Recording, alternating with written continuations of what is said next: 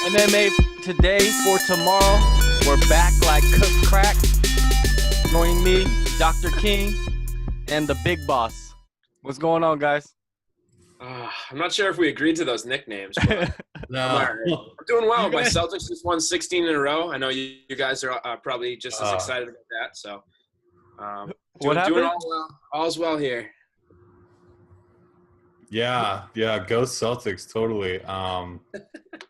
Oh man. We had that amazing. I'm still buzzing from that amazing UFC card from Saturday night. My girlfriend had to calm me down, and I'm back to somewhat normal level after all that excitement. Yeah, who knew we could top 217 the next week? Exactly, man. That you guys are right. There were some amazing performances, especially on the main card. I don't think so, yeah. but you know what I mean. I think most of the good fights were actually in the prelims. Yeah, I would definitely agree with that.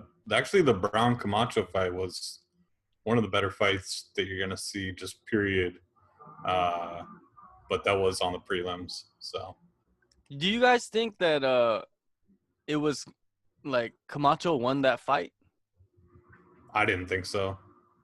I thought it was close. It was one of those things I could have seen it going either way. I leaned Brown slightly, but I'm not like that mad about it either. I just like to scream robbery whenever it's a close fight, because people always freak out.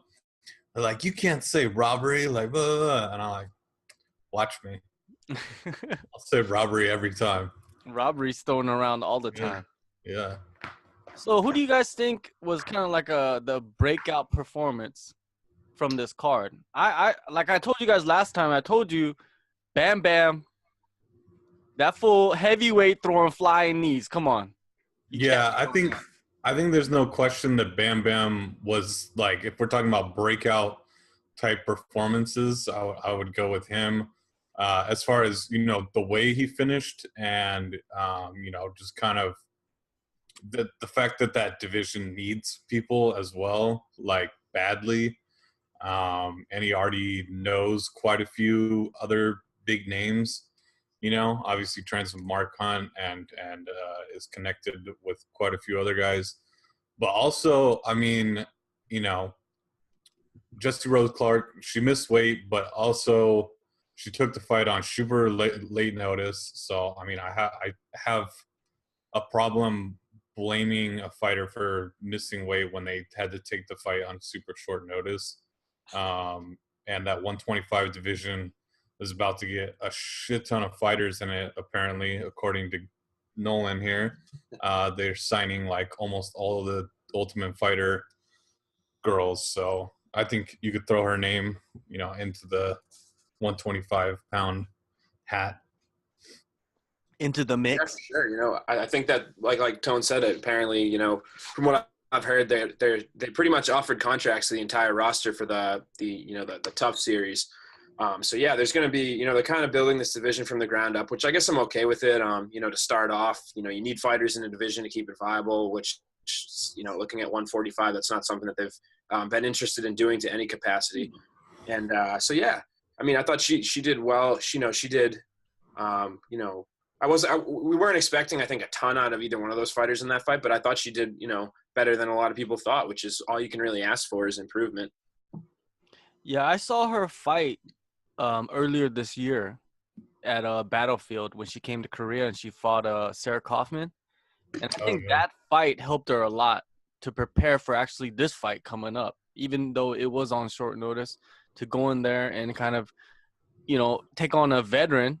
But they kind of have similar records, though. It's weird. She's more of a veteran in the UFC, but they have very similar amount of fights.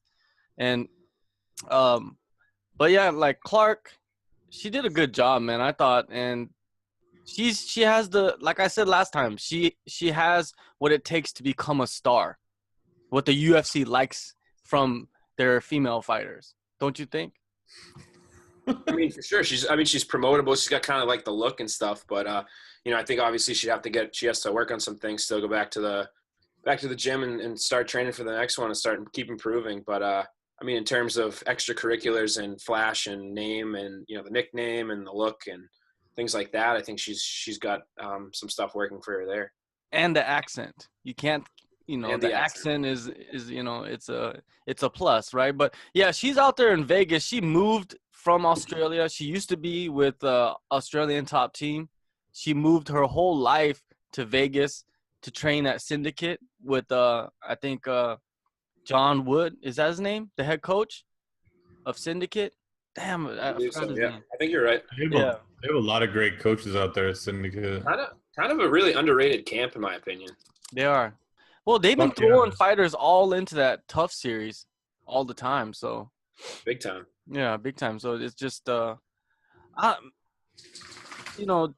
she did all right. There was a lot of split decisions. Weird because the Clark fight was split decision, the Muhammad fight split decision, Matthews fight split decision, all on the main card.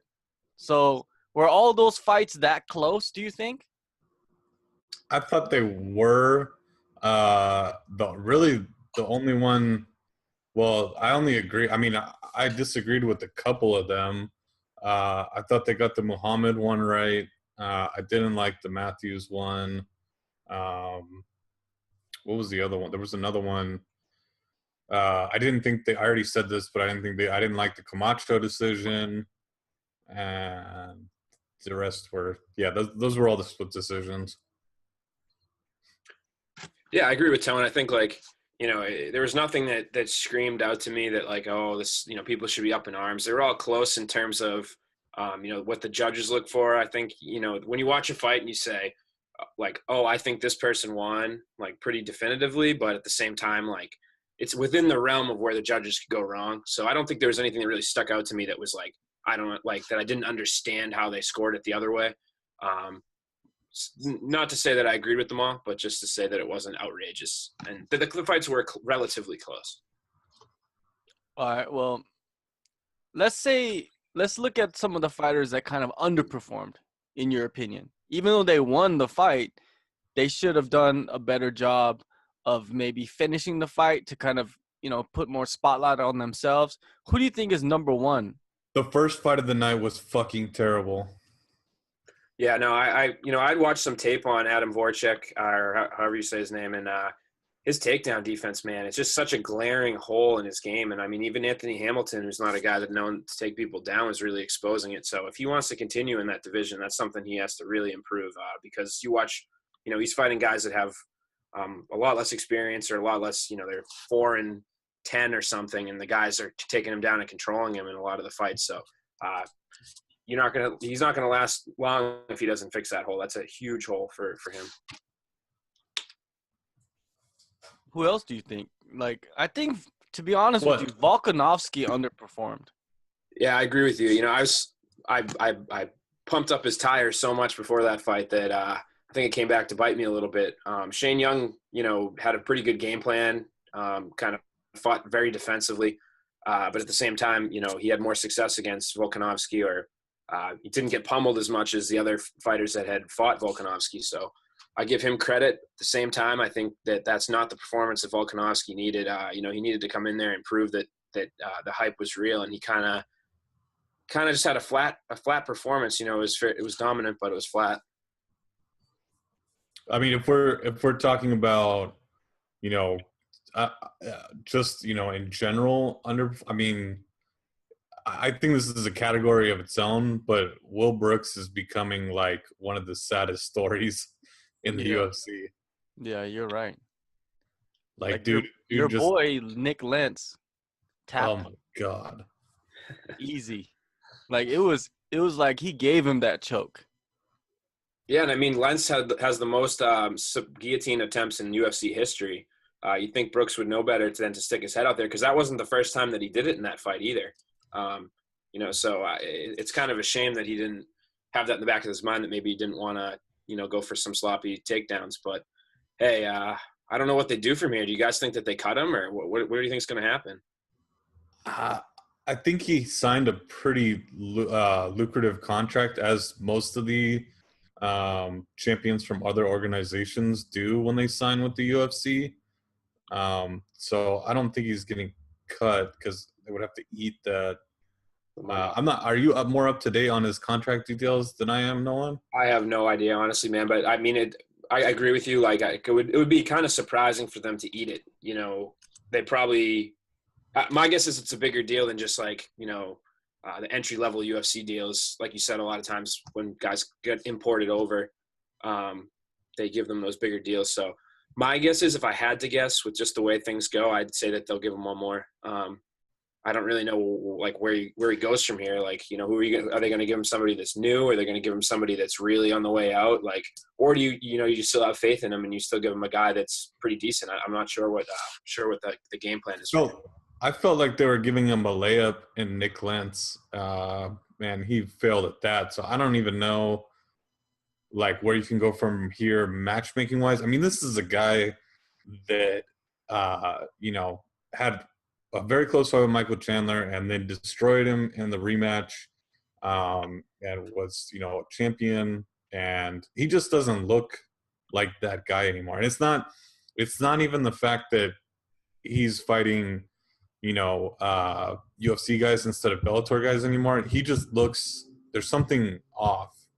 That's actually what I was going to ask you guys, what your thoughts were on, you know, because you think, oh, he you know, decisively beat Michael Chandler to the point that he got a knockout on him, or TKO, whatever you want to call it. Like, that guy is not the same one that's in this cage. I don't think it's like, oh, you know, Chandler would struggle in the UFC too. I saw some people saying that. I think that's just completely false. I just like you said, I just think he's just gotten that much, you know, he's just declined that much, or just maybe he's just you declined that much. Yeah, complacent. Like, I was listening to Dan Hardy when he was commentating, and he kind of broke down Will Brooks kind of well. He was saying that, you know, Will Brooks, he made it to the UFC and he never set new goals. He just, like, his goal was just to be in the UFC, and he became complacent and he just never improved. And when you don't improve, you put on performances like this against a dude named Nick Lentz. And then going to Nick Lentz, he left American Top Team to do his own training camp because they forced him to fight Will Brooks, basically. So let's kind of dissect that aspect of American Top Team right now, because American Top Team, there's some shit going down over there that we, like, if you're not in American Top Team, you might not know what's going on, right? So let's put on our hats. The gym drama, don't you, John? Yeah, let's put on our hats, right? Because Nick Lentz called out the whole motherfucking American Top Team. He said, anybody. What did he say? Yeah, Junior Dos Santos. Let's go. Junior Dos Santos and Nick Lentz. Let's go. For real, huh? And then I like the one where they show Dustin Poirier shadow boxing. That'll be a good fight.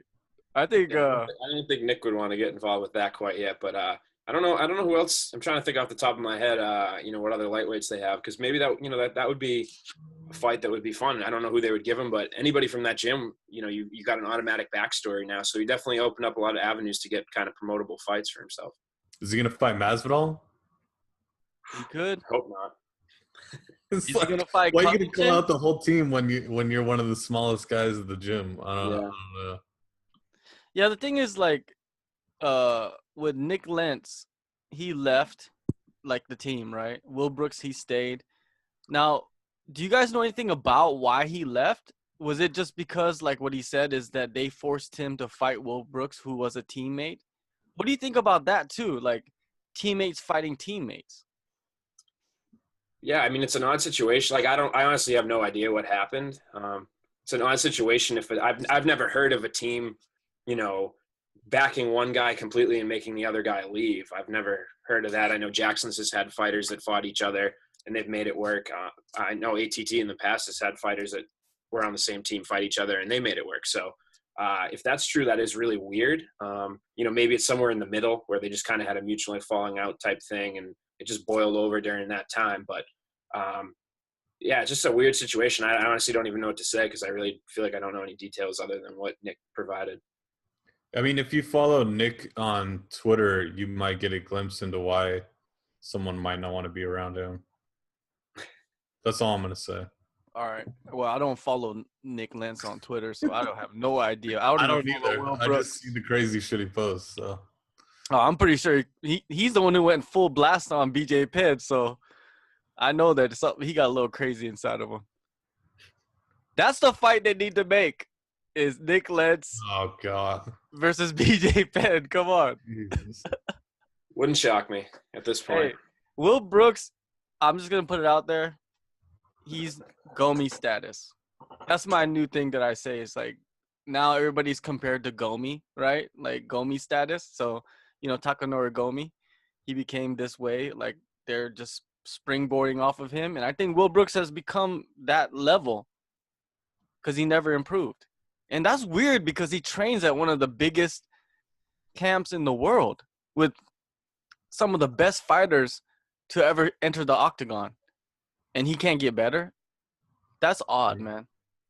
Are we gonna ignore the elephant in the room with the main event and the fighter that won the main event and the boomerang and Colby Covington? No, we're not gonna. You know me. I want to talk about that shit. We ain't gonna ignore that. But all that before we talk about what is it? Werdum and Tibera. I just want to kind of talk about Ryan Benoit. His head kick head kick knockout that he had, which was pretty crazy. The reason why is because if you were watching the fight, you knew that he broke his hand, right?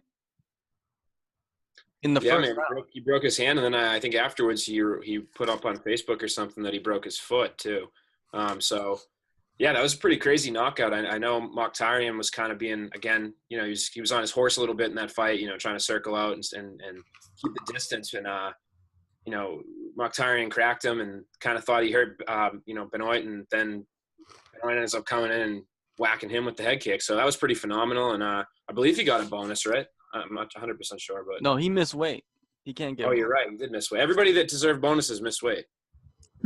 Right, Camacho. Yeah. Same deal. What did you guys think of that? The UFC didn't do the usual 100K to the other fighter on the fight of the night. I mean, they can't afford it, dude. They're only worth $4 billion. Like, you really think they have the kind of money to give these guys 50 extra grand? Cheap motherfuckers. They can't afford it. They gotta be frugal. It's Christmas, Christmas time. What's up? You gotta hook a brother up. You know what I mean? Like 100K could be like $1 million in some countries, right? So any chance you can get it, you gotta get it. And these guys, man, they're being stingy fuckers. I don't like it at all, man. I think these guys, I don't know if you guys feel the same way, but I think a lot of these guys get underpaid for like the performances they put on, and any chance they could get extra money, the UFC should help them and, gift them with something nice. Yeah, I totally agree with you. I mean, I'm pretty vocal about that. I feel like some people misinterpret what I'm saying. Like, I was pointing out that the discrepancy between what Sage made and his opponent, I felt like people were trying to, like, thought that I was saying that Sage was getting paid too much, and that wasn't what I was saying at all. I was saying that there shouldn't be such a big gap, basically, and that these guys shouldn't be making 10K, when they're fighting on Fox Sports 1. And you can bring up other organizations and say, oh, well, they don't pay the guys in the prelims either. A lot of these guys' prelims don't even get put on TV. Like Bellator's prelims only are on the website. So, and these are guys like making their MMA debuts sometimes. There's 0-0 fighters.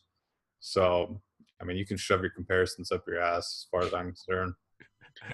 I agree with Tone again. Like, it always bugs me when I go on there and I see like, some poor dude that took the fight. Like, for example, I think the one I'm thinking of is UFC Fight Night Pittsburgh earlier this year. Alex Reyes took a fight against Mike Perry, a weight class above, on 6 days' notice. Goes in there, gets absolutely walloped in the first round with like a pretty, one of the more brutal knees you'll ever see, and then he gets paid $10,000 even though he's in the co-main event. Walks away with a concussion and a possible career-changing, finish. So that kind of just seems a little bit flat out wrong to me. The think it's kind of obvious. Most people would feel this way. So, who knows? Maybe they'll start upping it sometime down the road. But they've had quite a long time to start, at least moving in the right direction, and they've just chosen not to. All right, well, let's move on to the main event. Fabricio Werdum, he said he deserves a title shot because of his history. What do you guys think about that? We'll start with you, Dr. King. Yeah, I don't think that the title shot's next for Fabricio. I think that division, it's funny how things work. Like this division for a while, like if you maybe went back a couple months, really no clear-cut number one contender. They were going to resort back to the Cain Velasquez fight, which I was fine with. I still think Cain is arguably the best heavyweight in the world, just can't stay healthy.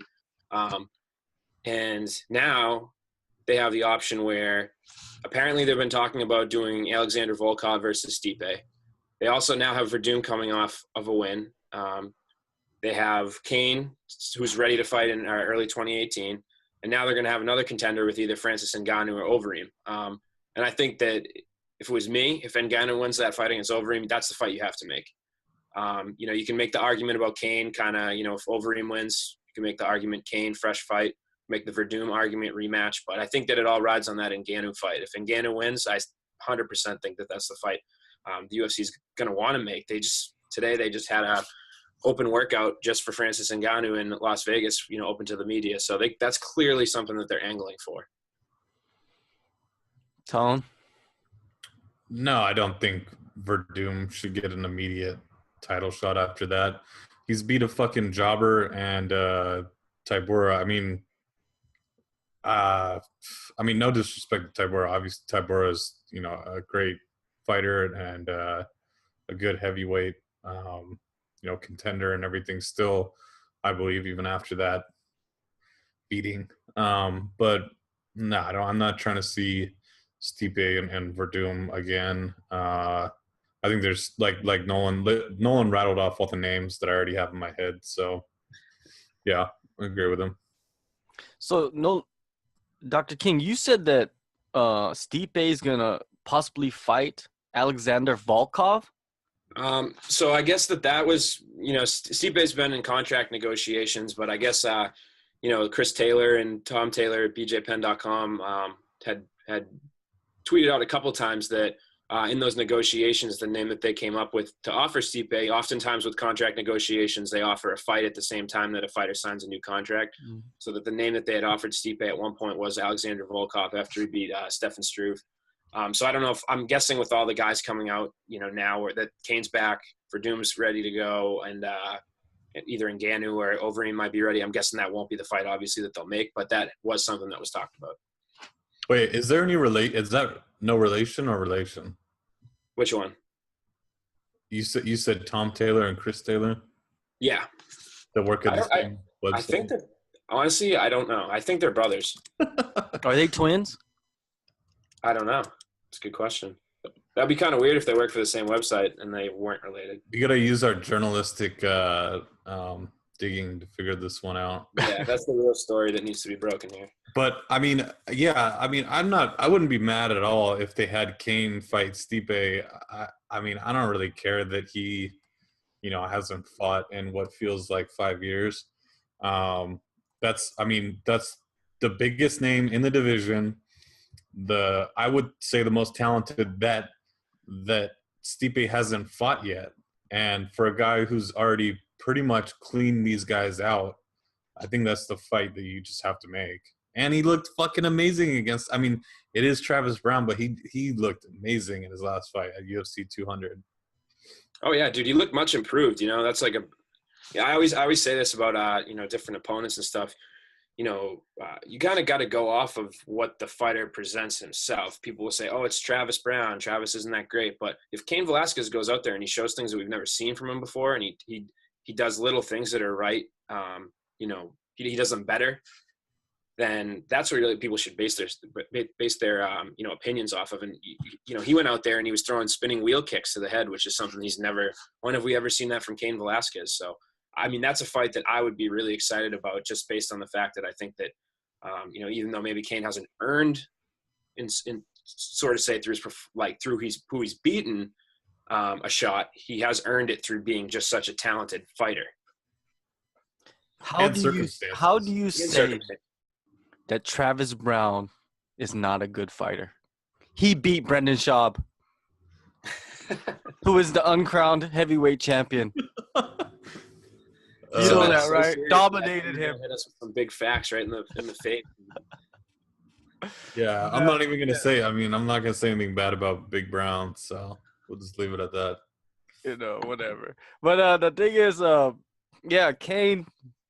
To me, it would be perfect if DC fought Osmadir in Boston, and then Kane fought Stipe on that same card. That would just be a crazy lineup right there because they train together anyways, right? Are you segueing right into the other bit of news? Is that what you're doing? No, I'm not segueing to any news. I don't even know what the news is, right? I'm just saying, like, hypotheticals. Dude's got a felony battery charge. I know, but I'm just saying hypotheticals, right? Yeah. Put that lineup together, and then whoever wins that fight fights Francis Ngannou. It will line up perfectly, to be honest with you, because having Francis, I think Stipe should fight somebody else before he fights Francis Ngannou. He should fight somebody that's more established and defend the title one more time, and then the new blood comes in, which is Francis Ngannou, and that's just gonna be insane, dude. Like that, just the power those two fuckers have in their hands. But the one thing that's I think the X factor is that Ngannou has way stronger kicks. And I can't wait to see that shit. Like him versus Alistair. Better every fight. I'm gonna take the underdog in that fight, though. When it comes up, just remember this. I'm gonna take Alistair in that fight. All right, I'm gonna take the underdog. You know me. I like the underdogs. But what is it? With the Werdum? Yeah, let's go back to the what is it? The boomerang situation, right? Yeah. Let's talk about that before we move along. The lesser of the two assault charges that are floating out there. But did you read some of the stuff about the assault charges?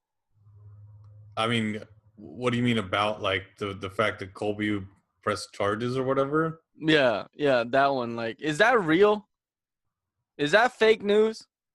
No, I mean he really did press charges as far as I know. In Australia, like he pressed charges in Australia and then left. How does that even work? You never been in a bar fight before? In Australia? In Australia? Not in Australia. I don't know anything about Australia. I just know regular old USA laws. But no, usually every fight that I've been in, like once somebody comes as some kind of authority, I'm usually on my track shoes. Gone. I'm serious. I'm not even lying. Like, I'm gone. Like, I don't care where I'm at. I'm just running straight into the darkness. And dude, you watch MMA. Does that make you qualified? But do you train UFC? Yeah, right up there. I mean, like, the dude. I mean, okay, if you watch the video, he's got the plastic bag and flings it like in the direction of Colby, but from the video it doesn't even look like the boomerang hits Colby Covington. Apparently I mean, as far as I know, the video has not been released where there's the punch thrown.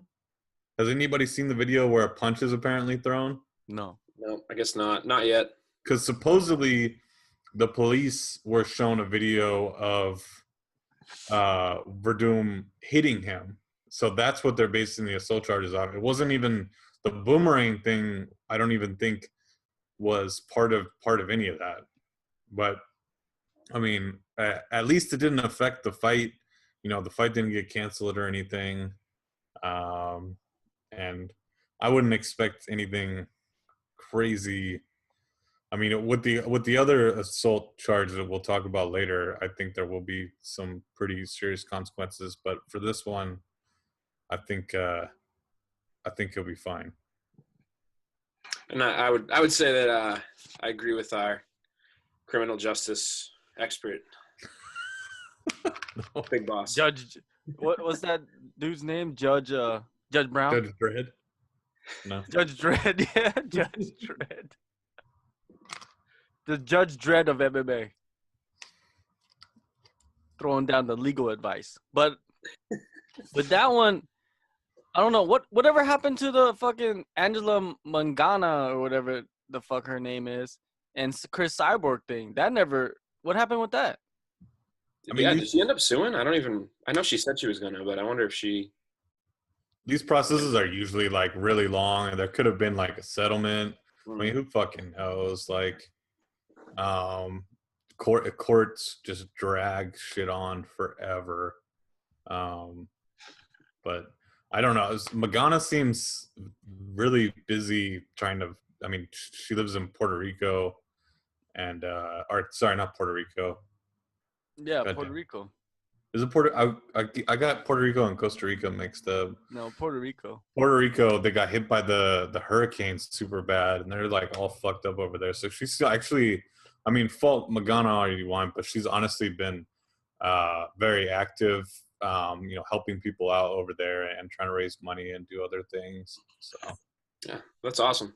I'm not I've seen her like GoFundMe's and stuff, so got to give credit where credit's due, you know. Yeah, you can't hate on her for that one, but I just brought that up because I don't even know if those charges even are still going on, and it probably happened. Same thing will happen to these charges that Colby Covington put on Werdum.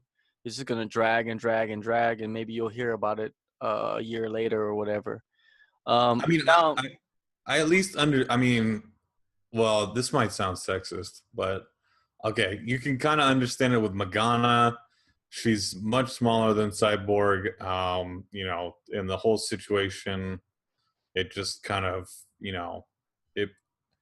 it makes a little bit more sense with Colby Covington, who, went after Brazilians in particular and just talks mad shit and was clearly trying to stir things up with Werdum. I mean, in the States, if you try to stir things up and you do initiate a fight, I mean, you're the one who actually gets, the battery charges. So I don't know. The whole thing just seems a little off. And if you can't play this tough guy act like you're the baddest motherfucker, and then press charges on somebody for, I mean, we haven't seen the punch, but throwing a boomerang at you, I mean, you kind of just lose all your street credibility at that point, Yeah, I agree with you. And, there was a lot of discussion. Each step of this process, there was different, should Colby Covington have done the thing on the mic? Should Werdum have thrown the boomerang? And now, I think I was okay with both of those. Like, honestly, I'm okay with the Brazilian crowd chanting what they chanted. I'm okay with what he said, and I'm okay with what Werdum did. But I think it makes him a bit of a hypocrite to end up going around and turning around and, throwing a lawsuit at somebody. But just ask yourself, what would Chael do? Would Chael press charges? Right. Hell no. Chael almost got shanked down in Brazil by some quote unquote reporter or whatever. So I'm pretty sure Chael set that all up. Probably. He's probably gonna put out a documentary in the future. It's gonna be part of that whole thing. But yeah, like pressing charges, to me, that's just terrible. I don't think that's something that you should be doing, especially after you talked all that craziness about all the people or whatever. And what's weird? I want to tell you something. Like in Korea, right? Even if you are attacked, you cannot press charges on the person that attacked you. The only person that gets penalized is whoever does the most damage to the other person.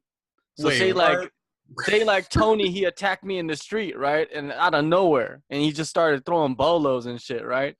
And then I went into his back and choked him out and then stomped his head in. I get charged. I get charged. Besides the fact that would never happen in real life, also in the States, it's the complete opposite. Because, I mean, I don't want to get into my personal life too much, but I've definitely, I talk a lot of shit, in real life as I do on the internet, and I might have started some things, and I got jumped and fucked up pretty bad to the point where I had to go to the hospital and they had stitches and all that stuff, and broke a bone as well. But because I started the fight, I was the one who got in trouble. And these dudes who jumped me got to go home. So it's the complete opposite over here. Like it doesn't matter. It's Also, if you're a foreigner and you're visiting Korea, do not get into a fight with anybody, because whatever you do, they're always going to take the Korean side. Just remember this. The poor white man. Jeez. So yeah, it's the laws over here are a little fucked up, man. Like you gotta avoid any kind of confrontation, especially physical confrontation. And yeah, you just gotta avoid it. And you'll see in the streets like people fucking just arguing at each other, calling each other all kinds of shit. And they're basically telling the other guy to hit them, so they could call the police and be like, "Oh, I got assaulted. I'm gonna sue you." That's kind of like the culture that they have here. So it's weird. So they're all a bunch of Colby Covingtons. Exactly. Korea is the land of Colby Covingtons. He should move there. He should, since he doesn't have a training camp apparently anymore, he should move to South Korea. Yeah, he can join so many of the camps out here. If you're listening, Colby, you have a home in South Korea.